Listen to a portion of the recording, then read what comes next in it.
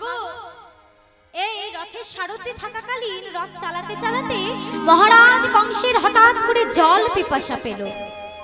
যেই না জল পান করতে রথ থেকে এক পা মাটিতে দিয়েছে, এমন সময় অকস্মাৎ দৈববাণী হলো, কংস কংস কংস। কে কে কার এত বড় সাহস? আমি মহারাজ কংস। এই রাজ্যে এমন কারো সাহস নেই আমায় নাম ধরে ডাকে। কে রে? কার এত বড় সাহস যে আমায় কংস বলিস? ওরে কংস, আমি তোর নিয়তি। নিয়তি নিয়তি, তুই যখন এসেছিস তবে বল নিয়তি, বল কি বলতে চাস? ওরে কংস, তুই যাকে নিয়ে এত আনন্দ আত্মহারা হয়ে আছিস, জেনে রাখ তোর এই আনন্দ নিরানন্দে পরিণত হবে। কেন কেন কেন কেন? বলছে শোন শোন কংস শোন, তুই যাকে নিয়ে এত আনন্দ করছিস, শোন কংস শোন, তোকে বলি, তাহার অষ্টম গর্ভে অষ্টম সন্তান বধিবে তোমার পরা। ও গো অষ্টম গর্ভে অষ্টম সন্তান বধিবে তোমার প্রাণ। ও তাহার অষ্টম গর্ভে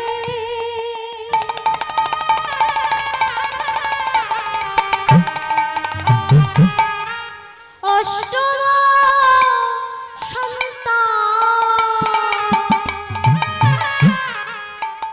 ও অষ্টম গর্ভে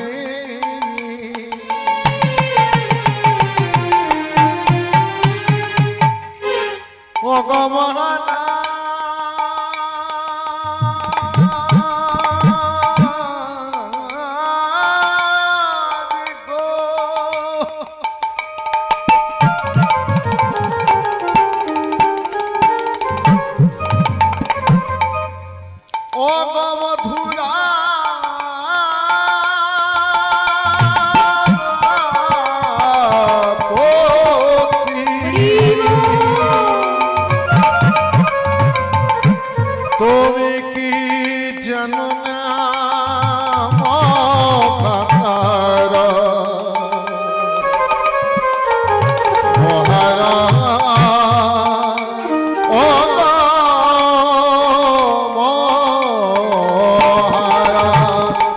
অষ্টম গর্ভে অষ্টম সন্তান বধিবে তোমার পরা। অষ্টম গর্ভে অষ্টম সন্তান বধিবে তোমার পরা। শুনে রাখো কংস, বংশে বাতি দিতে কেউ রবে না। ও গো বাতি দিতে কেউ রবে না। বংশে বাতি দিতে কেউ রবে না। নানা বাতি দিতে কেউ রবে না। তুমি সবংশে নিধন হবে, বাতি দিতে কেউ রবে না। ও গো সবংশে নিধন হবে, ও গো বাতি দিতে কেউ রবে না। বংশে বাতি দিতে কেউ রবে না।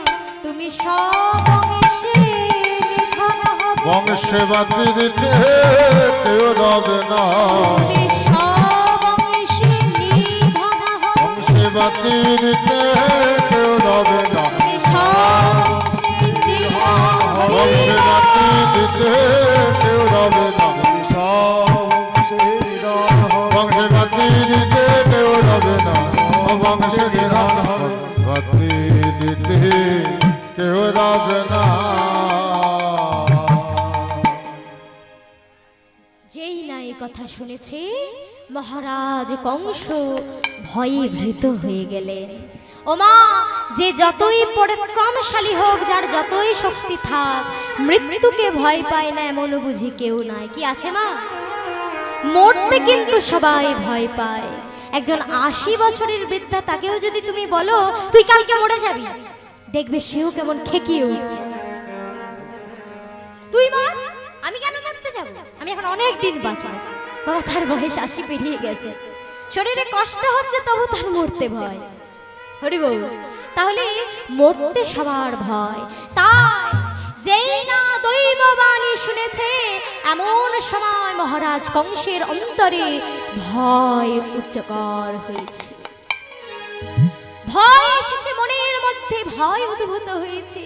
তাই মহারাজ কংস বলছে, না না না, এই আমি হতে দেব, এই আমি হতে দেব না। আমি ওই নিয়তির কথাও মিথ্যে করে দেব। আমি ওই নিয়তির কথা কোনোভাবেই সত্যি হতে দেব না। কি বললি নিয়তি? আমার ভগ্নীর অষ্টম গর্ভের সন্তান হবে আমার প্রাণহন্তা, তো বেশ বেশ। তবে আমার ভগ্নী যদি বেঁচে না থাকে, তবে আর তার সন্তান আসবে কোথা থেকে? আমি এই মুহূর্তে আমার ভগ্নীর প্রাণ নিয়ে নেব। তাই সঙ্গে সঙ্গে তরবারি বের করে মারতে গেলেন, দৈবকীকে আঘাত দিলেন। যেই না আঘাত দিতে যাবে, এমন সময় বাধা দিলেন বসুদেব। রাজন, এ আপনি কি করছেন রাজন? আপনি এত বড় পরাক্রমশালী রাজা, আপনি নাকি একজন অবলা নারীর হত্যা করবেন? রাজন দেখুন, আপনার হুঙ্কারে আপনার একমাত্র ভগ্নী ভয়ে কতটা জড়সড় হয়ে গেছে। দেখুন দেখুন মহারাজ, দেখুন, দয়া করুন, আপনি ওর প্রাণ নেবেন না, আপনি ওর প্রাণ নেবেন না। ওর তো কোনো দোষ নেই।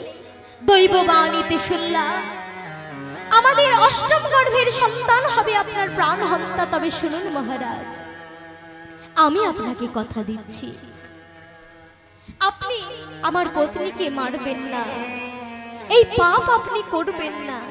কেন জানেন? যেখানে নারীকে অবহেলা করা হয়, যে ব্যক্তি নারীকে অসম্মান করে, অবহেলা করে, তার যে উন্নতি হয় না, তার প্রমাণ স্বয়ং মহাভারতেও রয়েছে। তাই বসুদেব বলছে, মহারাজ শুনুন মহারাজ, কুরুকু ধ্বংস দ্রৌপদী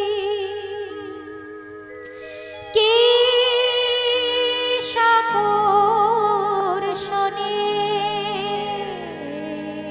কুরুকুল ধ্বংস দ্রৌপদী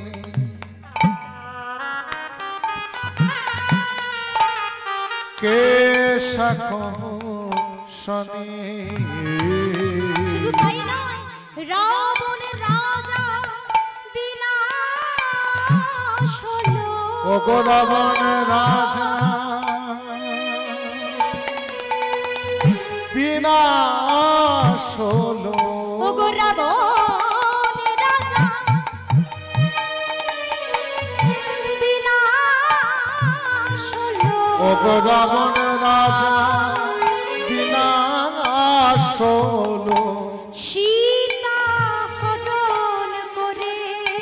ওগো রাবণ রাজা বিনাশ হলো, সীতা হরণ করে। তাই তোমায় বারে বারে নিষেধ করি। ওগো বারে বারে নিষেধ করি।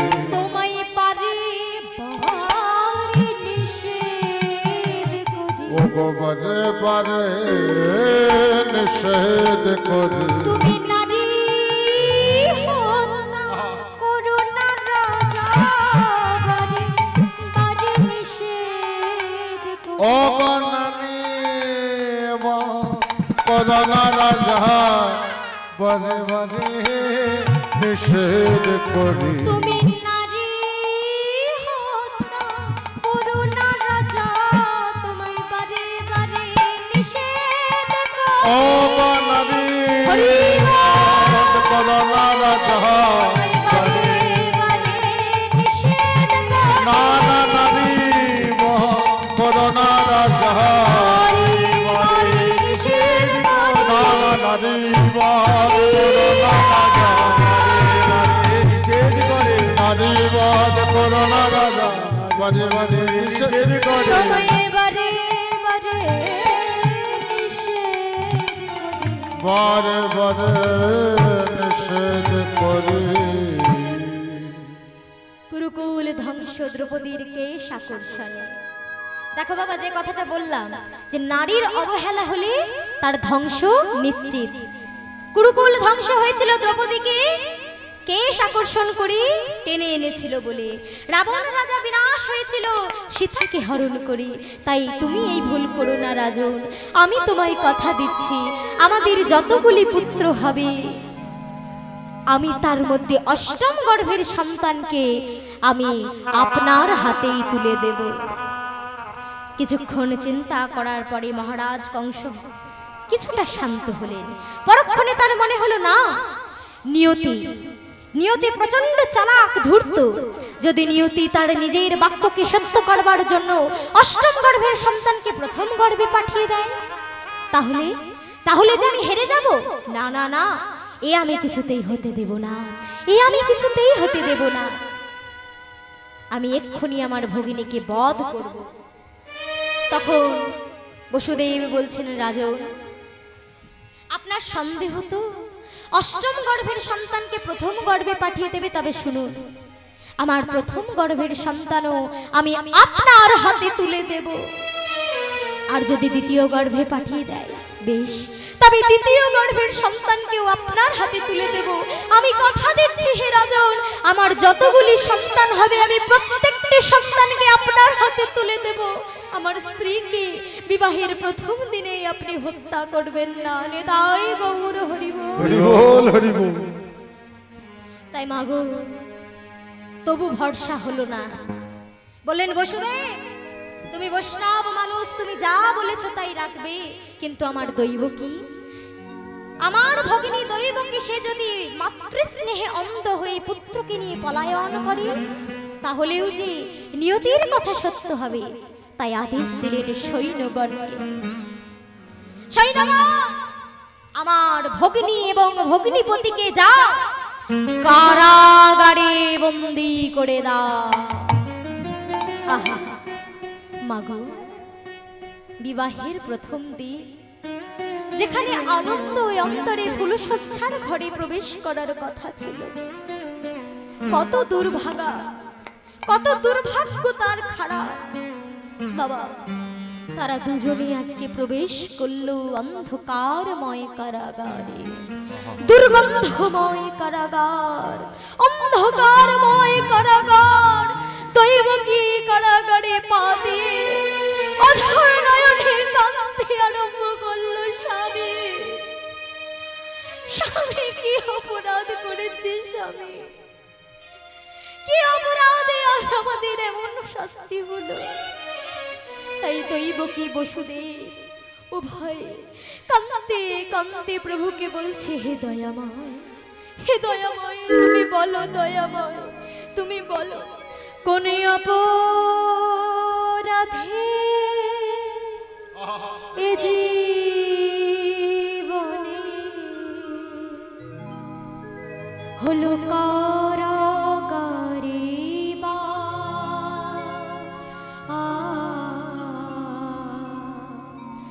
কারাগারে কোন অপরাধে হলো আমার কারাগারে কোন অপরাধে জীবনে অপরাধে জীবনে হলো কারাগারে কারাগারে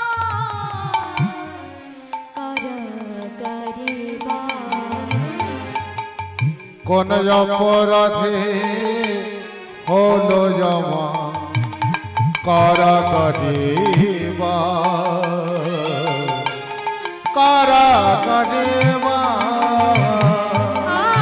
আমি কেঁদে কেঁদে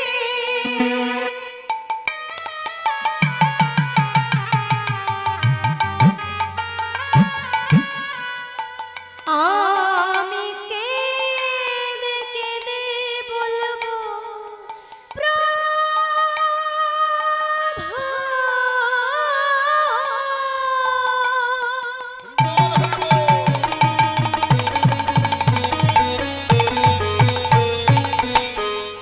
এই কি তোমার বিচার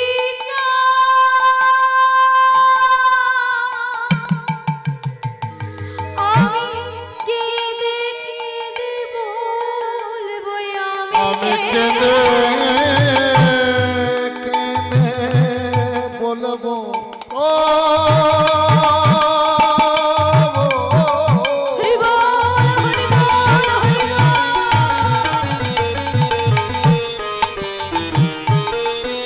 ও গদয়ামা তুমি নাকি করুণা আমায়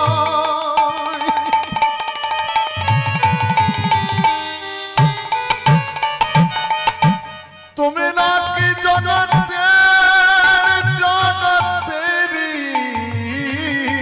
না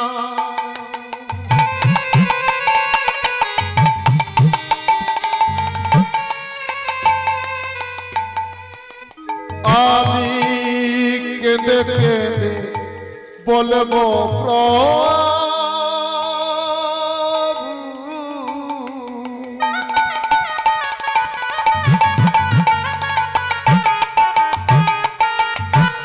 একই তোমার বিচার প্রভু কেঁদে কেঁদে বলবো আমি কেঁদে কেঁদে বলবো প্রভু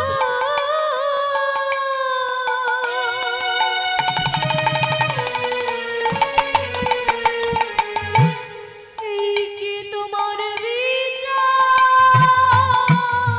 কেঁদে কেঁদে বলবো কোন অপরাধে জীবনে কোন অপরাধে জীবনে অপরাধে এই জীবনে হলো কারাগারে বা কারাগারে বা বলো কোন অপরাধে এ জীবনে কারাগারে বাসব কারাগারে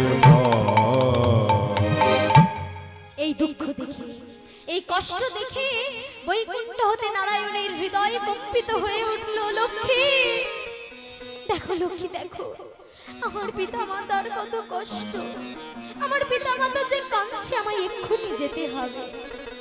এমন সময় প্রভুকে বাধা দেওয়া হেতু উপস্থিত হলো নারদ মুনি।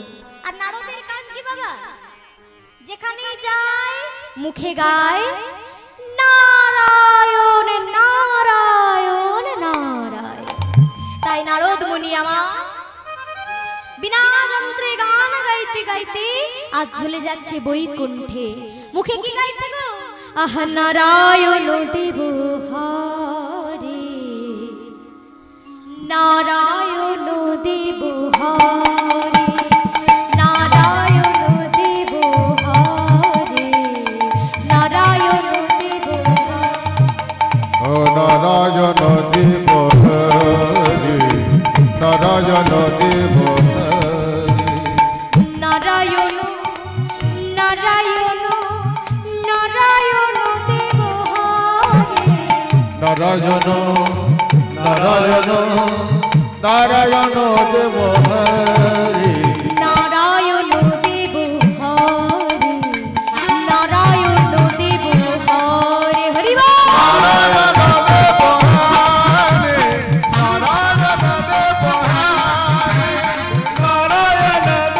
ধরে